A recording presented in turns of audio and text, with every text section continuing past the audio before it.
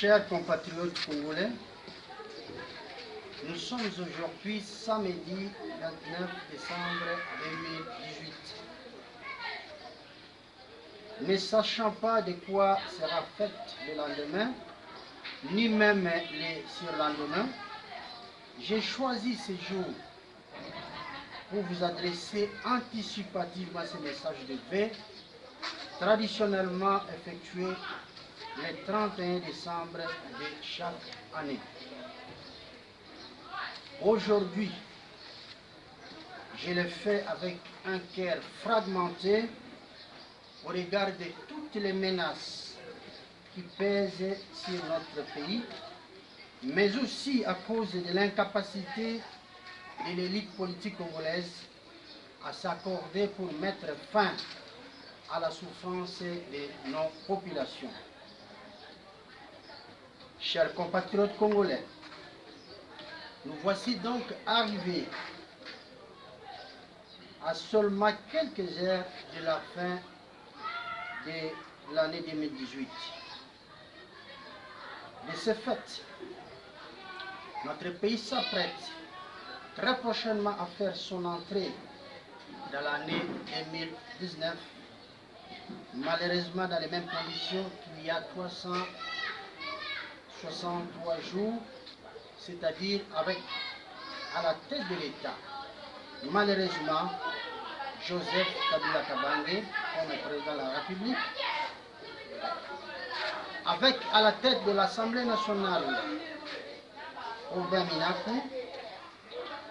avec à la tête du Sénat, Léon Kengoa Dondo, avec comme Premier ministre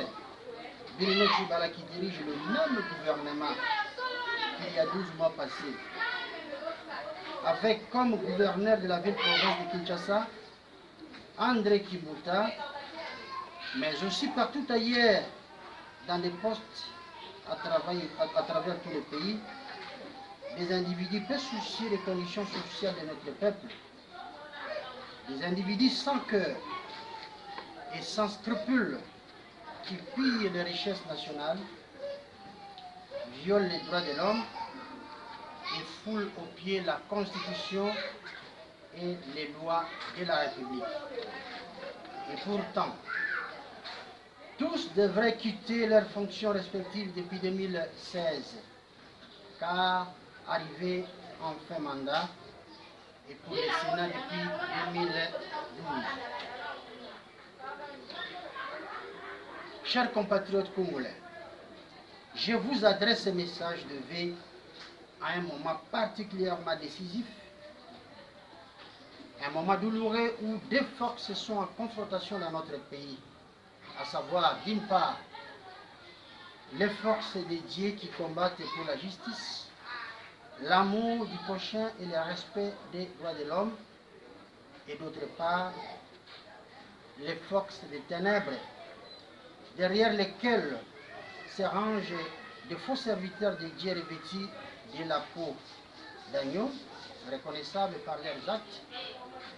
des acteurs politiques de la majorité tout comme de l'opposition, identifiables par la qualité diabolique de leurs actions politiques. Les esprits nés humains, revêtus de l'identité congolaise, qui répandent du jour au jour la violence, la haine et l'injustice dans chaque carré de la République. Ces forces du mal qui nous combattent finiront bientôt par être vaincues, car le temps de Dieu a sonné pour notre pays, appelé demain à relever, ou plutôt à se relever, afin d'exercer sa vocation universelle. Chers compatriotes congolais, au regard des événements douloureux ayant marqué l'année qui s'achève dans quelques heures, 2018 n'a pas été différente ni de 2017 qui l'a précédé, ni même des années précédentes. Partout à travers la RDC et beaucoup plus au centre et à la partie est de notre pays, le sang a abondamment coulé et continue à couler malheureusement. Des familles entières ont été assassinées dans le Kasaï et continuent à l'être à Beni et ses environs. De nombreux compatriotes rescapés de ces massacres vivent en exil dans un état de dépouillement total. Chers compatriotes congolais, le processus électoral Madine Kabila et exécuté par Corneille Nangaa a cessé d'être un moment de liesse populaire, devenant un vecteur de la mort pour de nombreux compatriotes couchés entre autres à Lubumbashi, Beni, Kolwezi, dans les Grands Kasaï, ainsi que dans les Bandundu. De violation en violation et contre la vie de tous, la CENI maintient la tenue de ces simulacres d'élection pour demain dimanche, alors que la formation des membres des bureaux de vote n'a à ce jour pas été effectuée entièrement. Et aussi, la majeure partie des 500 000 agents de la CENI ne sont pas encore payés et refusent de se déployer dans différents sites, étant donné que les contrats signés avec l'agence de transfert des fonds Soficom ne sont toujours pas honorés par la CENI, car les fonds n'ont pas été mis à la disposition pour permettre l'envoi et le paiement du personnel. La CENI a sous-estimé le nombre d'accréditations de témoins et d'observateurs en prétendant avoir accrédité 700 000 témoins et 280 000 observateurs, ce qui n'est pas le cas. La CENI a effectué la suppression de plus d'1 millier de bureaux de vote à travers le Congo, ainsi que l'exclusion du processus par la CENI d'1 250 177 électeurs de Beni, Beniville, Butembo et de Yumbi, qui constituent à la fois, je parle de cet acte, qui constitue à la fois une entrave à la démocratie et une violation flagrante à notre Constitution. Ajoutez à cela les 40% des supports électroniques qui n'ont pas toujours atteint les sites de formation. Chers compatriotes congolais, ayant exprimé notre prise de position de manière claire et définitive, et estimant que le processus électoral actuel est biaisé et entaché de viols et de nombreuses irrégularités, c'est avec un regard distant que Unité de Valeurs suit l'évolution de ces processus qui risquent de créer des frustrations dans notre société, sinon d'enflammer le pays dans les tout prochains jours. Les signes de la fin de la Kabylie étant perspectives et certaines, et depuis décembre 2016, nous demandons à l'ensemble du peuple congolais à se préparer pour porter le Congo vers l'avant. Chers compatriotes congolais, mes ambitions, tout comme les ambitions de tous les candidats de l'Unité des Valeurs qui s'étaient rétractés du processus actuel, sont restées les mêmes. Nous sommes donc prêts à servir la nation, à servir les Congolais, mais cela doit se faire dans la vérité et le respect de la Constitution ainsi que des lois de la République.